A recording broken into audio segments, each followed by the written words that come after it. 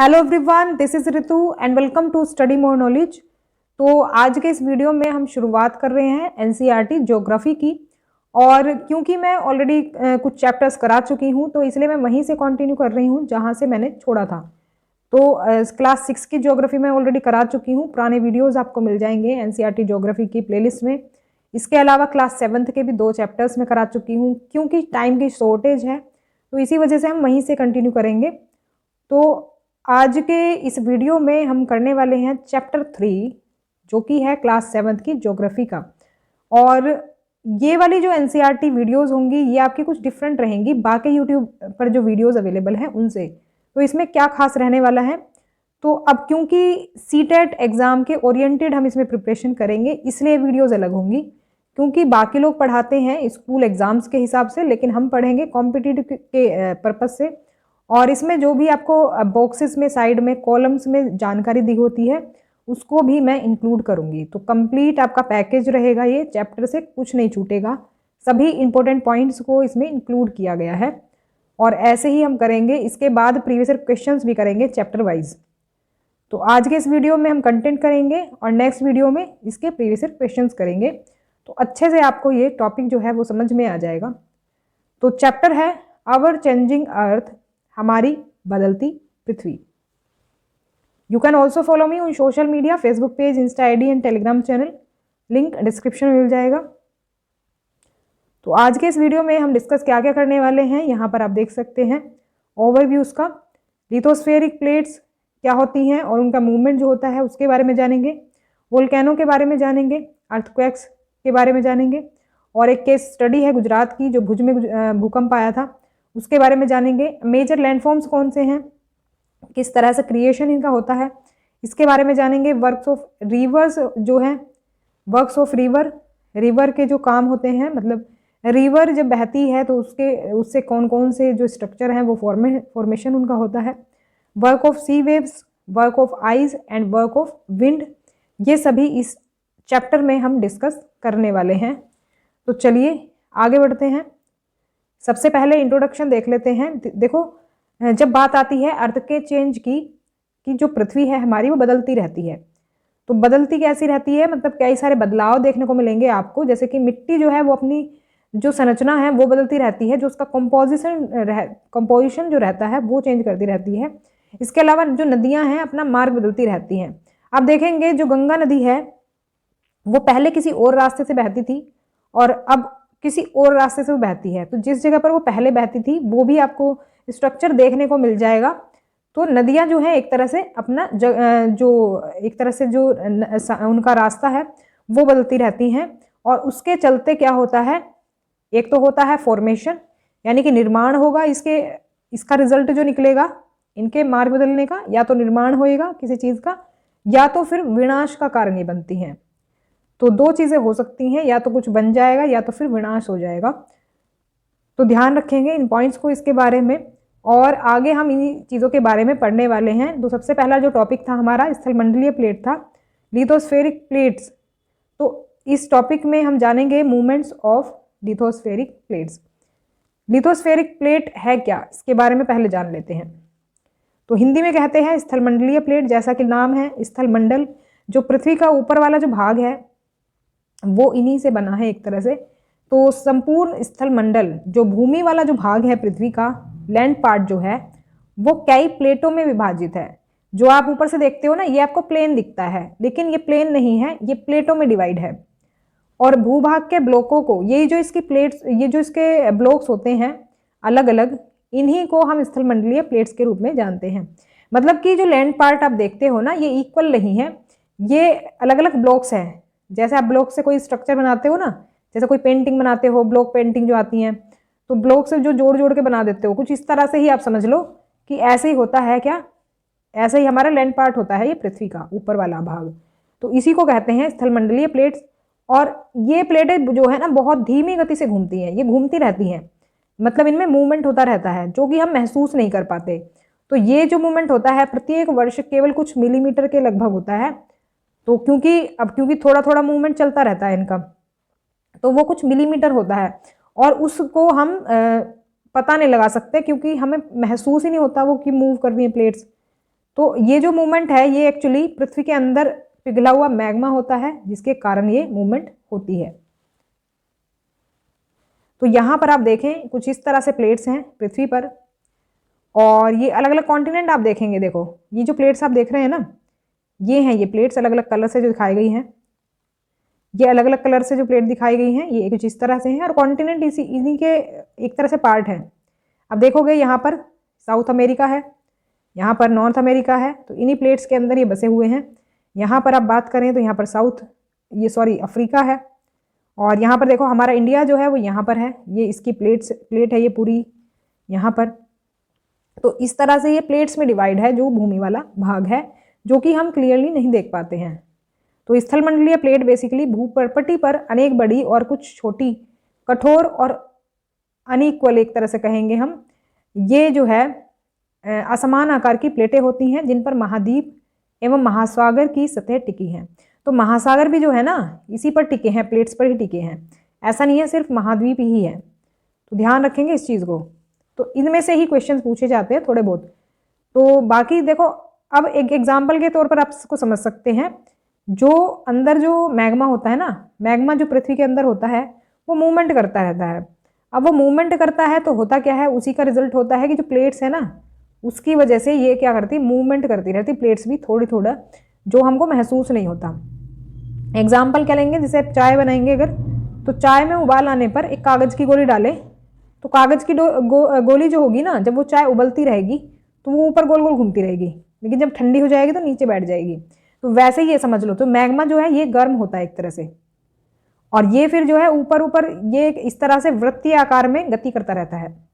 यहाँ पर आप देख पाएंगे ये कुछ इस तरह से हो रहा है मूवमेंट, ये एरो दिखाया गया है ना, ये मूवमेंट दिखाया गया है, ये वृत्तीय आकार में गोल गोल घूमता रहता है कुछ इस तरह से। देखो यहाँ पर अब देखेंगे ये वृत्तीय आकार में घूमता रहता है, ये इधर को मूवमेंट है इसका, ये इधर मूवमेंट है। तो इस तरह से ये वृत्तीय आकार में यानी सर्कुलर मोशन में ये गति करता है। यहाँ पर आप देखेंगे तो पिघले हुए मैग्मा की जो गति है वृत्ताकार मैनर में जो है मूवमेंट होता है इसका, और इस गति से पृथ्वी की सतह पर परिवर्तन होता है। ऐसा नहीं है कि भाई हमें पता नहीं चलता, तो इसके चलते कोई बदलाव नहीं आता, तो इसके चलते बदलाव आता है, लेकिन वही है कि वो धीरे धीरे बदलाव आता है, जो कि हमें जब महसूस होता है, जब अर्थ की सरफेस पर वो आता है तो तब हमें महसूस होता है। तो पृथ्वी की गतियों को उन बलों के आधार पर विभाजित किया जाता है जो उन्हें उत्पन्न करती हैं। अब ये जो बल है ना, ये दो तरह के होते हैं, एक तो होता है अंतर्जनिक बल और एक होता है बहिर्जनिक बल। इंग्लिश में देखें तो एंडोजेनिक फोर्स और एक्सोजेनिक फोर्स। अब देखो एंडो और एक्सो, इनका मतलब क्या है। एंडो का मतलब होता है अंत यानी अंदर का हो गया, आंतरिक हो गया ये, और एक्सो मतलब बाह्य बाहर का हो गया ये। तो और जेनिक इसके साथ मिला करके ये बन गया एंडोजेनिक, और ये बन गया एक्सोजेनिक। तो पृथ्वी के भीतर कार्य करने वाले बलों को अंतर्जनिक बल कहते हैं, जो पृथ्वी के अंदर ही अंदर काम करते हैं। तो जैसे भूकंप हो गया, ज्वालामुखी हो गया। अब देखो होते तो ये अंदर है, लेकिन जब अर्थ की सरफेस पर आते हैं तब हमें महसूस होता है इनके बारे में। और पृथ्वी की सतह पर कार्य करने वाले बल बहिर्जनिक बल कहलाते हैं, जैसे कि नदी या फिर हवा। जैसे कि नदियां जो हैं पानी के साथ बहा करके ले जाती है मिट्टी को और निक्षेपों को, तो उससे स्ट्रक्चर बनते हैं नए नए। विंड जो है, विंड कितने सारे स्ट्रक्चर्स बनाती हैं। तो जो परिवर्तन अंदर की चीज़ों की वजह से होता है वो होता है क्या, जो अंदर बदलाव होते हैं उसको कहते हैं क्या, अंतर्जनिक, और जो बाहर होते हैं बहिर्जनिक। ध्यान रखेंगे इस चीज़ को। तो इसको देखो हम कुछ इस तरह से भी डिवाइड कर सकते हैं, और इनको ध्यान रखना, ये पूछे जाते हैं ये कौन से वाले फोर्स में आता है, ऐसे पूछा जा सकता है। देखो इंग्लिश और हिंदी में मैंने लगा दिए हैं दोनों ही। तो अर्थ मूवमेंट्स को जो है दो भागों में बांटते हैं हम, एंडोजेनिक फोर्स और एक्सोजेनिक फोर्स। अब एंडोजेनिक में ये सब आ जाएंगे, आकस्मिक बल एक तो हो जाएगा इसमें, और एक हो जाएगा पटल विरूपण बल, जिसमें कि शामिल है पर्वत निर्माणकारी बल, जिससे पर्वत बनता है। पर्वत भी बहुत सालों में बनता है, बहुत टाइम लग जाता है पर्वत को। आपने सुना होगा कुछ पर जो चोटियां हैं, पर्वत की चोटियां जो हैं उनका साइज बढ़ जाता है, उनकी लेंथ है वो बढ़ जाती है कुछ सेंटीमीटर, तो वो उसका यही रीज़न रहता है। तो ये मूवमेंट धीरे धीरे होता रहता है जिसकी वजह से साइज बढ़ जाता है। और इसमें और शामिल है अर्थक्वेक, वोल्केनो और लैंडस्लाइड्स, भूस्खलन। तो इसमें बहिर्जनित बल में देखें तो अपर्दन और निक्षेपण की क्रियाएं होती हैं, जिसमें कि शामिल है कई तरह से ये अपर्दन और निक्षेपण होता है। अपर्दन यानी कि जो भूमि का कटाव हो जाता है, अलग अलग स्ट्रक्चर बन जाता है, या फिर भूमि जो कट जाती है, ज़मीन। इसके अलावा डिपोजिशन होता है, जो कि होता है नदियों के द्वारा, हवा के द्वारा होता है, समुद्री तरंगों के द्वारा होता है, और हिमनद के द्वारा होता है, ग्लेशियर्स जो होते हैं उनके द्वारा। तो इन चीज़ों को ध्यान रखेंगे। तो अंतर्जात बल जो होते हैं कभी कभी अचानक गतियाँ उत्पन्न करते हैं, जो अंदर से जो बल उत्पन्न होते हैं, और ये इसमें शामिल है भूकंप और ज्वालामुखी। तो वे पृथ्वी की सतह पर बड़े पैमाने पर विनाश का कारण बनते हैं। देखो कभी कभी तो महसूस ही नहीं होता, लेकिन कभी कभी जब ये तेज गति से आते हैं तो बहुत बार विनाश कर जाते हैं। और धीमी गति जब होती है तो जब ये पहाड़ों का निर्माण करते हैं, मतलब जब धीमे धीमे ये मूवमेंट करेंगे, धीमे धीमे ये चलेंगे तो पहाड़ों का निर्माण होगा। अदरवाइज ये अगर तेज गति से आएंगे, बड़े पैमाने पर आएंगे, तो क्या होगा? विनाश का कारण बनेंगे।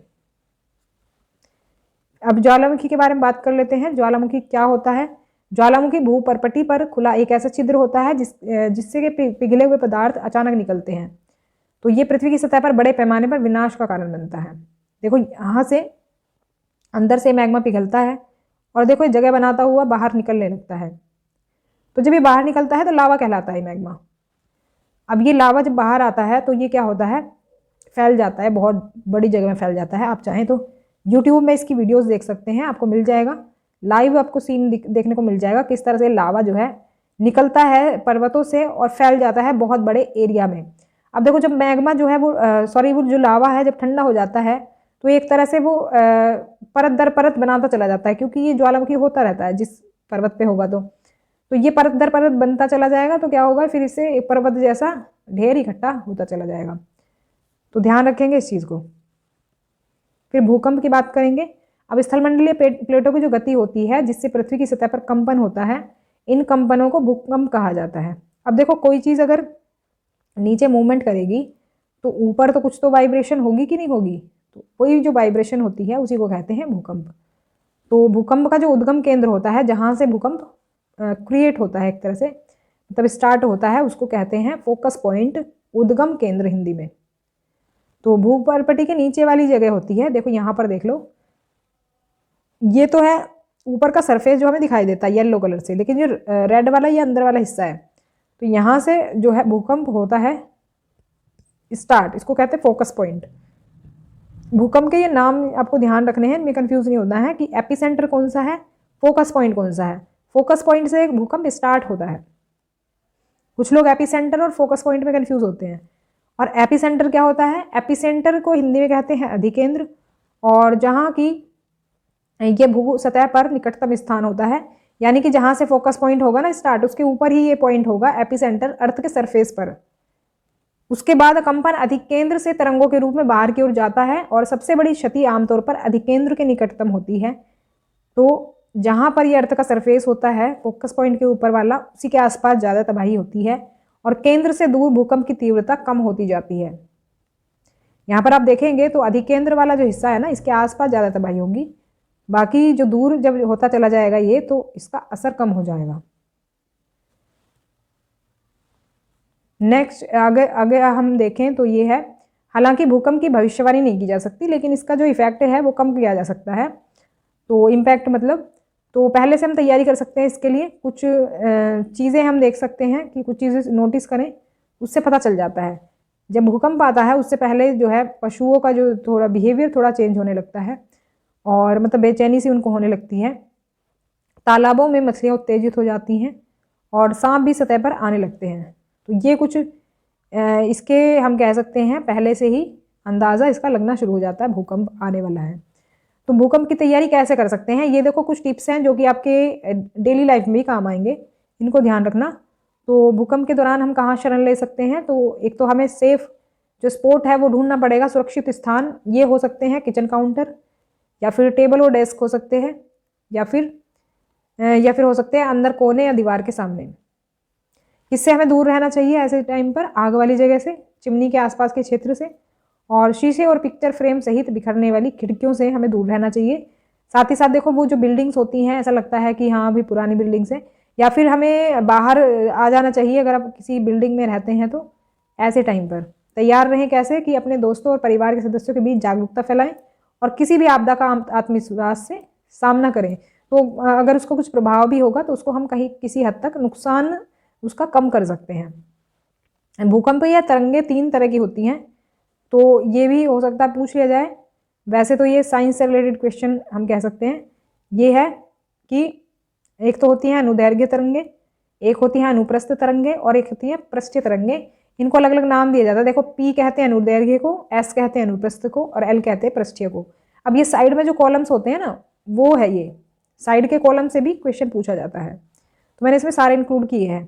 अब देखो एक केस स्टडी देख लेते हैं। भुज में जो भूकंप आया था, गुजरात के भुज में, भुज नाम की जगह पर, तो इसमें एक केस स्टडी होती है। जैसे किसी भी घटना का जो है पूरा उसमें डिटेल हम दें, एक तरह से पूरी स्टडी करें, जिसकी केस स्टडी किसी इंसान की भी हो सकती है। केस स्टडी से रिलेटेड चीज़ों पर क्वेश्चन आते हैं इसमें, सोशल साइंस में, पेडागोजी में पूछा जाता है, तो ध्यान रखेंगे इस चीज़ को। तो 26 जनवरी 2001 को भुज में भीषण भूकंप आया था। भीषण क्यों कहा गया इसको? क्योंकि विनाशकारी भूकंप था।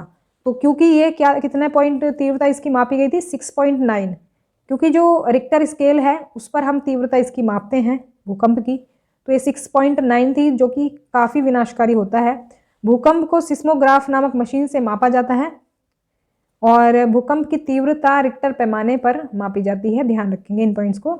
और यहाँ पर भी यही चीज़ दी हुई है जो कि मैंने अभी बताई। देखो, अगर 2.0 या फिर उससे कम होती है भूकंप, उसका प्रभाव नहीं होता बिल्कुल भी। और जिसकी तीव्रता 5.0 से ऊपर हो जाए, यानी 5 से ऊपर हो जाए, तो ये वस्तु के गिरने से क्षति पहुंचा सकता है। अगर 6 से ऊपर पहुंच जाए तो ये बहुत शक्तिशाली होता है, जो कि गुजरात में आया था। और 7 हो जाए या फिर उससे ज़्यादा हो जाए तो बहुत ज़्यादा शक्तिशाली ये समझा जाता है। तो आप देख सकते हैं ये लगभग 7 के करीब ही था, क्योंकि 6.9 था, तो बहुत ज़्यादा ये विनाशकारी रहा। ये है सिस्मोग्राफ, जिससे कि इसको मापा जाता है। ये रिक्टर स्केल का यहाँ पर डेटा दिया गया है कि कितना ये डैमेज कर सकता है भूकंप। यहाँ पर आप चाहें तो इन पॉइंट्स को देख लेंगे, मैंने थोड़ा सा नॉलेज के लिए लगा दिया था। बाकी तो मैंने बता ही दिया कि 5 से ऊपर जो है ये विनाशकारी हो जाता है। तो बाकी आप इनको पॉइंट्स के अकॉर्डिंग देख सकते हैं कि कितने भूकंप पर और कितना ये डिस्ट्रक्शन कर सकता है। नेक्स्ट अगर हम देखें इस केस स्टडी में ही, स्कूल सबसे ज़्यादा प्रभावित इसमें हुए। स्कूल की इमारत गिरने से कम 971 छात्रों और 31 शिक्षकों के मर जाने की आशंका है। मतलब ऐसा उस टाइम की ये खबर थी। और भुज में राहत प्रयास जो है विफल हुए थे। भूकंप के 3 दिन बाद भोजन, कंबल और चिकित्सा आपूर्ति सभी तक नहीं पहुंचने को लेकर चिंता बढ़ गई। अब देखो, क्योंकि 3 दिन हो गए थे, अब लोग तो भूख से मर रहे होंगे, तो वहाँ पर जो है एक तरह से कई सारी चीज़ें जो ज़रूरती बेसिक ज़रूरतें होती हैं वो नहीं पहुँच पा रही थी। और एक तरह से भुज का विनाश हो गया। क्या क्या हुआ कि फ़ोन लाइनें हो गई ख़राब, और पानी की पाइपलाइन और बिजली स्टेशनों की लाइनें अवरोधित हो गई। शहर में आग लग गई, क्योंकि जो चारकोल और अंगीठियाँ थी वो पलट गई थी, जिसकी वजह से आग लग गई। तो इसलिए कहा गया था वहाँ पर सावधानी के लिए कि आग वाले जगह से दूर रहना। तो भूकंप क्षेत्र जो था उसमें आपातकाल घोषित कर दिया गया था। राष्ट्रीय आपातकाल की स्थिति की राष्ट्रपति ये जो है घोषणा करता है। और सीएम ने केंद्र से अपील की, किस चीज़ के लिए? फाइनेंशियल हेल्प के लिए। जो गुजरात के सीएम थे उन्होंने फाइनेंशियल हेल्प मांगी केंद्र से, क्योंकि उस टाइम पर आर्थिक मदद की ज़रूरत थी, उन्हें पैसों की ज़रूरत थी।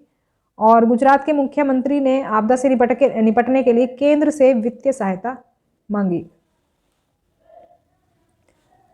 नेक्स्ट है मेजर लैंडफॉर्म्स, मुख्य स्थलाकृतियाँ, जिनके बारे में हमने सुना भी होगा। तो एक तरह से 2 प्रक्रियाओं से ये जो भूमि है, जो अर्थ का जो सरफेस है, एक तरह से वो डैमेज होता है। और ये जो 2 प्रक्रिया हैं ये हैं अपक्षय और अपर्दन, वेदरिंग और इरोजन। 2 सतह से पृथ्वी पर जो है बदलाव होते हैं, बाहरी बदलाव की बात कर रहे हैं हम। तो ये जो अपक्षय होता है, वेदरिंग जो होती है, ये पृथ्वी की सतह पर चट्टानों का टूटना होता है। और ये होता है 2 कारणों से, जैसे कि टेम्परेचर की वजह से भी हो सकता है और टाइम पीरियड के साथ भी होता है। भाई बहुत ज़्यादा टाइम हो गया है तो तब भी चट्टानें टूटने लगती हैं।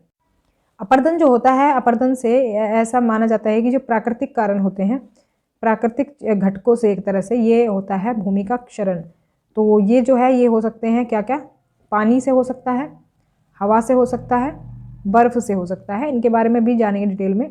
तो अपरदित पदार्थ एक स्थान से दूसरे स्थान ले जाया जाता है पानी और हवा के द्वारा। जैसे आपने देखा होगा ना, रिवर जब बहती है तो निक्षेप लाती है वो अपने साथ साथ, और वहां पर जो है डिपॉजिट कर देती है।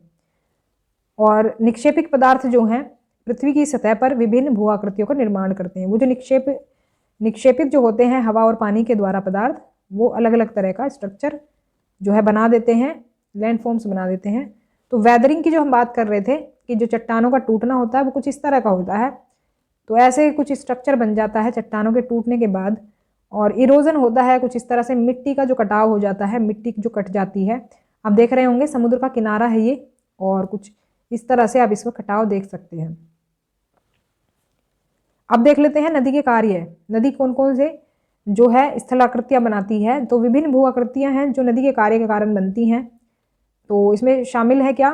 झरना, चाप झील, बाढ़कृत मैदान, विसर्प, तटबंध और डेल्टा। आगे मैं दिखाऊंगी डायग्राम के थ्रू इन सभी को। बाकी इसमें देख लेते हैं जो जलप्रपात है यानी कि वाटरफॉल जो होता है, उसके निर्माण में नदी की क्या भूमिका है। जब नदी किसी खड़े ढाल वाले स्थान से अत्यधिक कठोर या खड़े ढाल वाली घाटी में गिरती है तो नदी के जल से दृश्य भूमि का अपर्दन होता है। मतलब जो जमीन होती है ना, उसका कटाव होता है एक तरह से। तो परिणाम स्वरूप जलप्रपात का निर्माण होता है। अब देखो, यहाँ से पानी मान लो बह रहा था, यहाँ जो है पहले जमीन थी, लेकिन अब ये जब तेजी से गिरने लगा पानी तो ये जमीन जो है एक तरह से कटने लगी इस जगह से। यहाँ से जमीन कट गई तो अब ये पानी जो है ये ऊंचाई से गिरेगा, क्योंकि ये वाली जगह तो काट दी ना पानी ने, ये वाली जगह।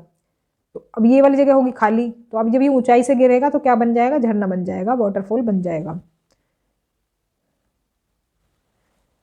अब कुछ बॉक्सेस में जानकारी दी होती है कि जैसे कि क्या आप जानते हैं, तो क्या आप जानते हैं कि दुनिया में हजारों छोटे झरने हैं और सबसे ऊंचा जो जलप्रपात है वेनेजुएला दक्षिण अमेरिका का एंजल जलप्रपात है। तो यहाँ पर आप देख सकते हैं एंजल जलप्रपात यहाँ पर दिया है, और यहाँ पर जो आप देख रहे हैं ब्लू कलर से, ये सभी जो हैं वाटरफॉल्स ही हैं जगह जगह पर। एक है नियाग्रा जलप्रपात, कनाडा और यूएसए के बीच की सीमाओं पर स्थित है ये, और एक महत्वपूर्ण जलप्रपात है। कनाडा और यूएसए की जो सीमा है वो कहाँ पर है, यहाँ पर आप देख लें तो यहाँ पर है यूएसए नीचे, और ऊपर ये पड़ता है कनाडा। तो यहाँ पर ये बिल्कुल इनके बॉर्डर पर है, कनाडा और यूएसए के बॉर्डर पर। हो सकता है पूछ लिया जाए कि यहाँ पर भाई कौन सा जलप्रपात है, कौन सा वाटरफॉल है, दोनों के बॉर्डर पर। और फिर है विक्टोरिया जलप्रपात, जो है दुनिया का सबसे बड़ा जलप्रपात, दक्षिण अफ्रीका में जाम्बिया और जिम्बाब्वे की सीमाओं पर स्थित है। तो यहाँ पर आप देखेंगे विक्टोरिया, मैप में मैंने दिखाया है विक्टोरिया, यहाँ पर आप देख रहे हैं बॉर्डर पर है ये। तो किसके बॉर्डर पर है? जाम्बिया और जिम्बाब्वे के बॉर्डर पर है ये। नेक्स्ट है चाप झील का निर्माण। अब नदी से ये स्ट्रक्चर भी बनता है, किसका? चाप झील का भी स्ट्रक्चर बनता है। तो चाप झील कौन सी होती है? देखो, जब कोई नदी मैदानी क्षेत्र में प्रवेश करती है, अब मैदानी इलाका तो आपको पता है बिल्कुल प्लेन होता है, इक्वल रहता है बिल्कुल, तो वो मोड़दार मार्ग पर बहने लगती है। अब क्योंकि कोई ढलान तो होता नहीं है, जब ढलान होता है जब तो नदी को पता होता है कि भाई ऐसे ही बहना है, ढलान में ही जाना है मुझे। लेकिन जब मैदानी इलाका होगा तो वो भाई किधर को बह सकती है, तो रिजल्ट क्या निकलता है? वो ऐसे बहने लगती है, किधर को भी जा सकती है। तो ये कुछ इस तरह का स्ट्रक्चर बन जाता है जैसा कि आप देख रहे हैं डायग्राम में। तो ये बड़े बड़े मोड़ बनाती है जिन्हें विसर्प कहते हैं, मींडर्स कहते हैं इंग्लिश में। मींडर्स आप यहाँ पर देखेंगे कहाँ है, ये रहे, ये जो मोड़ है इनको कहते हैं मींडर्स। और इसके अलावा इन विसर्प के परिणाम स्वरूप चाप झीलों का निर्माण होता है। अब ये मींडर्स तो बन गए, अब एक ऐसा टाइम आता है जब ये जो एरिया है साइड वाला ये कट जाता है और नदी थोड़ा सा मतलब अपना रास्ता बदल देती है, तो ये वाला जो जगह है ना ये कट जाती है और यहाँ पर एक तरह से झील बन जाती है। इसको कहते हैं ऑक्सबो झील, चाप झील। अभी और भी स्ट्रक्चर हैं नदी के जो नदी से बनते हैं। फिर मोड़दार मार्ग पर बहने के कारण विसर्पों के किनारों पर अपर्दन और निक्षेपण हो जाता है। अब जब क्योंकि ये मोड़दार रास्ते से बह रही है, अब ये रास्ता तो बदलती रहती है थोड़ा बहुत, तो इस तरह से बहती है तो अपर्दन और निक्षेपण होता है, डिपोजिशन करती रहती है ये। तो उसके साथ समय के साथ विसर्प लूप नदी से कट जाता है तो एक अलग झील बनाते हैं। ये तो वही वाली बात होगी जो मैंने अभी पीछे बताई थी, सेम वही चीज़ रिपीट हो गई। लेकिन यहाँ पर और चीज़ें भी देख लेते हैं हम तो अपने प्रवाह में एक नदी कभी कभी अपने तटों के बाहर बहने लगती है। भाई जो उसका तट होता है, मान लो यहाँ पर तट है, उसके बाहर बहने लगती है, तो इससे आसपास के इलाकों में बाढ़ आ जाती है। अब देखो ये जो है ना, इसका तटीय क्षेत्र है नदी का। अब ये जो यहाँ से बह रही है ना, ये इसका क्षेत्र हो गया नदी का। अब ये हो गया इसका तटीय क्षेत्र। अब मान लो यहाँ से चली जाए ये बाहर की तरफ, अब इधर तो लोग बसे हुए होंगे ना, उन्होंने घर बनाए हुए होंगे, तो यहाँ पर जब इधर चली जाएगी, अपने रास्ते से चली जाएगी ये बाहर, तो क्या हो जाएगी, बाढ़ आ जाएगी। तो बाढ़ के कारण नदी के तटवर्ती मतलब तटों के निकटवर्ती क्षेत्रों में महीन मिट्टी एवं अन्य पदार्थों का निक्षेपण करती है। ऐसी मिट्टी एवं पदार्थों को अवसाद कहते हैं। भाई अब क्योंकि नदी जो चीज़ें ला रही थी अपने साथ, अब जो पानी जहाँ बहेगा उसके साथ वो चीज़ें भी तो बहेंगी ना, तो उन चीज़ों को जो निक्षेपित वो कर देती है उसको कहते हैं अवसाद, सेडिमेंट्स उनको कहा जाता है। और बाढ़कृत मैदान का निर्माण हो जाता है। अब वो जो चीज़ें बैठती जाएंगी किनारों पर तो फ्लड प्लेन्स बनाएंगी, जो कि आप साइड में देख रहे हैं। तो इस तरह से फ्लड प्लेन्स बन जाएंगे। और नदी के उत्तिट तटों को तटबंध कहते हैं। तो यहाँ पर आप देखेंगे ये जो साइड वाला एरिया है ये उठा हुआ होता है, थोड़ा उभरा हुआ, इसको क्या कहते हैं, तटबंध कहते हैं। अब आती है फॉर्मेशन डेल्टा की। तो जैसे जैसे नदी समुद्र के पास पहुंचती है पानी की गति जो कम हो जाती है। ये आप समझ सकते हो कि भाई थक जाती है नदी चलते चलते। अब नदी जो है कई धाराओं में टूटने लगती है, तो क्या बनाती है, वो डिस्ट्रीब्यूटरीज बना देती है। जैसे मान लो ये मुख्य नदी है, अब ये थक गई चलते चलते, अब ये बढ़ जाएगी अलग अलग हिस्सों में। यहाँ इसी को कहते हैं हम डेल्टा, ये जो अलग अलग शाखाओं में बढ़ जाता है। तो ये जो वितरिकाएं होती हैं अपने मलबे को, मलबा जो अवसाद लेकर आई थी, तो यहीं पर जमा कर देती हैं। अब डेल्टा नदी के मुहाने पर बनी अवसाद के निक्षेपण द्वारा बनाई गई एक भू आकृति है, और जो नदी द्वारा वहन की जाती है। और डेल्टा में कई वितरण होते हैं। अब देखो ये कई शाखाओं में इसी वजह से ही बढ़ जाती है। जो वो डिपोजिशन लाई थी नदी अपने साथ, वो यहीं पर डिपॉजिट कर देती है, तो ये नदी की जो धारा है ऐसी बढ़ जाती है। तो डेल्टा में आपको कई ऐसी वितरिकाएं मिलेंगी, वितरिका बोलते हैं इनको, ऐसी कई वितरिकाएं मिलेंगी। फिर समुद्र में ही मिल जाती है नदी जा करके। अब देख लेते हैं वर्क ऑफ सी वेव्स। समुद्र की जो तरंगें होती हैं उनके क्या काम है। तो समुद्र की लहरों के अपर्दन और निक्षेपण से भी बहुत सी तटीय भू आकृतियां हैं जिनका निर्माण होता है। देख लेते हैं कौन कौन सी वो आकृतियां होती हैं। तो समुद्र की लहरों की क्रिया के कारण तटीय भू आकृतियां जैसे कौन कौन सी बनती हैं, समुद्री वक्र, ठीक है। तो इसमें बनता है क्या, सी कर्व्स, इंग्लिश में देख सकते हैं आप, आर्क्स, स्टॉक्स, सी क्लिफ, बीचेस, ये सभी बनते हैं समुद्र की लहरों की वजह से। तो समुद्र की लहरें जो हैं चट्टानों पर प्रहार करती हैं। अब जब बार बार वो टकराएंगी उससे, चट्टानों से, तो दरारें उसमें पड़ जाती हैं। और उसके बाद फिर नए नए ये स्ट्रक्चर बन जाते हैं जो कि मैंने भी बताए हैं। अब ये जो स्ट्रक्चर हैं इनके बारे में जान लेते हैं। तो समय के साथ ये जो दरारें होती हैं ना, ये बहुत बड़ी और चौड़ी होती जाती हैं, जो कि समुद्री गुफाओं का निर्माण करती हैं। तो ये यहाँ पर आप देख सकते हैं, ये है समुद्र की गुफाएं। ये समुद्र की गुफाएं हो गई। अब इसके बाद दिया है कि केवल गुफा की छत बची रह जाती है, जिसके परिणाम स्वरूप समुद्री मेहराब का निर्माण होता है। अब देखो दोनों में कंफ्यूज नहीं होना है कि कैसे क्या समझे हम इसको। केव भी ऐसी दिख रही है और सी आर्क भी ऐसी दिख रहा है। तो सी आर्क में तो अंतर ये है कि छत छत बची है, साइड वाला जो उसका दिख रहा होगा आपको, आर पार दिख रहा है, इसके आर पार जाने का रास्ता है इसमें, तो बस छत बची है इसमें, तो सी आर्क कहलाएगा। लेकिन केव्स जो होती हैं, केव्स में आर पार वाला रास्ता नहीं है। तो इतना रहता है डिफरेंस, इसमें ध्यान रखेंगे। तो लगातार अपर्दन छत को भी तोड़ देता है, ठीक है। अभी पहले तो भाई उसने बस गुफा बनाई, आर पार नहीं जा पा रहा था वो। अब जब वो आर पार हो गया तो वो सी आर्क कहलाया, बस छत छत रह गई। अब भाई एक टाइम ऐसा आया कि उसने छत को भी तोड़ दिया, छत को भी नहीं बख्शा, तो सिर्फ दीवार बची। अब दीवार जैसी इन संरचनाओं को क्या कहेंगे भाई, स्टेक कहेंगे। तो देखो स्टेप बाय स्टेप समझो। केव्स जो बनी वो बस सामने से उसने उसमें वो कर दिया, जगह बना दी, तो केव्स बन गई। साइड की भी दीवार तोड़ दी तो सी आर्क बन गया, छत भी तोड़ दी तो स्टेक बन गया। अब देखो स्टेक कहाँ पर है, स्टेक है यहाँ पर, स्टेक आप देख रहे होंगे, ये है स्टेक। अब बारी आती है किसकी, समुद्र के पानी के ऊपर लगभग लंबवत उठे हुए ऊंचे शैलीय तटों को भृंगु कहते हैं, समुद्र भृंगु, सी क्लिफ कहते हैं। यहाँ पर आप देख पाएंगे। तो आपने देखा होगा ये तटीय इलाके जो होते हैं समुद्र के आसपास कुछ इस तरह के होते हैं। ये बहुत ऊंची ऊंची स्ट्रक्चर आपको मिल जाएगा। ये यहीं पर है, जब टूरिस्ट देखने जाते हैं ना समुद्र को, तो वो यहीं से नज़ारा देखते हैं समुद्र का। और ये बहुत ऊंचे ऊंचे होते हैं ये। तो ये समुद्र की लहरों ने बनाया, देख लो कितनी पावरफुल लहरें हैं समुद्र की। इसके बाद समुद्र की लहरें तटों के साथ अवसाद जमा करती हैं, जिस कारण समुद्री पुलिन बनते हैं। Beaches are formed. तो बीच बनते हैं फिर समुद्र के। वो बीच तो आपने देखे ही हैं, समुद्र के पास में रहते हैं। अब देख लेते हैं वर्क ऑफ आइस। अब देखो आइस के क्या काम है। हिमनद जो है एक बर्फ की नदियां हैं। ग्लेशियर्स के बारे में हमने सुना होगा। तो ये अपने नीचे की ठोस चट्टानों से गुलाश्मी मिट्टी और पत्थरों को अपरदित कर देती हैं।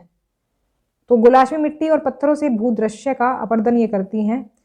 तो जो सरफेस होता है अर्थ का, उसको ये करती रहती हैं अपरदित।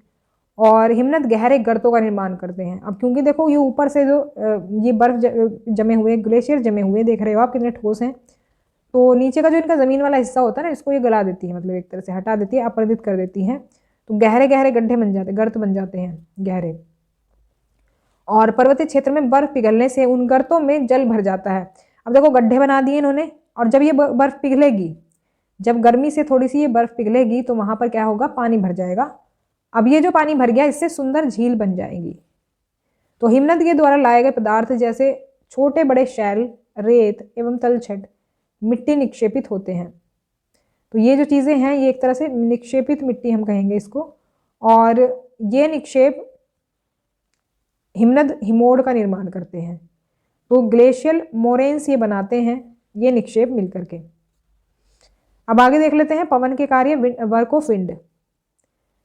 तो वर्क ऑफ विंड की बात करें तो मरुस्थल में जो अपरदन और निक्षेपण होता है उसका कारण पवन है। अब क्योंकि देखो जहाँ पर ठोस जगह होगी तो वहाँ पर जो हवा है जितना पावरफुल काम नहीं कर पाएगी, लेकिन मरुस्थल में रेत होती है, तो रेत इजीली जो है उड़ जाती है हवा में। तो वहाँ पर ज़्यादातर इसकी वजह से होता है, हवा की वजह से अपरदन और निक्षेपण। तो रेगिस्तानों में आप छत्रक के आकार की चट्टानें देख सकते हैं, जिन्हें आमतौर पर छत्रक शैल कहते हैं, मशरूम रॉक्स कहते हैं। तो आप देख सकते हैं मशरूम के जैसा स्ट्रक्चर है बिल्कुल इसका। तो पवन शैल के ऊपरी भाग की अपेक्षा निचले भाग को आसानी से काटती है, इसलिए ऐसी शैल के आधार संकीर्ण एवं शीर्ष विस्तृत होते हैं। अब देखो हवा जो है ना, ये साइड वाला नीचे वाला एरिया बहुत इजीली ले जाती है इसका, तो इसी वजह से ये ऊपर से चौड़ा रहता है और नीचे से नैरो रहता है। अब एक और काम करती है पवन, वही रेत में ही मतलब जो स्ट्रक्चर बनाती है अगला, वो है सैंड ड्यून्स, बालू के टिब्बे। तो आपने देखा होगा जहाँ पर आपको रेगिस्तानी जो तस्वीर है वो दिखाई देगी, तो जब पवन चलती है वहाँ पर, तो रेत को एक स्थान से दूसरे स्थान तक ले जाती है, और जब रेत का बहाव रुकता है तो रेत गिरकर छोटी पहाड़ी बनाता है। तो ऐसी संरचना को कहते हैं बालू के टिब्बे। तो मतलब छोटी छोटी सी पहाड़ी एक तरह से बना देता है रेत। तो और इसके अलावा जब बालू कण बहुत महीन और हल्के होते हैं तो हवा इनको उठाकर अत्यधिक दूर ले जा सकती है। मतलब जब ये बालू कण विस्तृत क्षेत्र में निक्षेपित हो जाते हैं तो इसे लोएस कहते हैं। तो यहाँ आप देख सकते हैं ये काफ़ी बड़े बड़े एरिया में फैले होते हैं कुछ इस तरह से, और थोड़े से ऊंचे होते हैं ये, इनको कहते हैं लोएस। और चीन में विशाल लोएस निक्षेप जो हैं वो पाए जाते हैं। तो ध्यान रखेंगे इस चीज़ को। तो ये था हमारा इसका ये चैप्टर। वीडियो पसंद आई हो तो लाइक ज़रूर करें, शेयर कर दें ज़्यादा से ज़्यादा लोगों को, और सब्सक्राइब कर लें चैनल को, और बेल आइकन भी प्रेस कर लेना नोटिफिकेशन के लिए। तो इसके बाद नेक्स्ट वीडियो में हम करेंगे इसके प्रीवियस ईयर्स। तो मिलते हैं नेक्स्ट क्लास में, तब तक के लिए stay connected and keep watching study more knowledge. Thanks for watching. Comment करके ज़रूर बताएं वीडियो आपको कैसी लगी।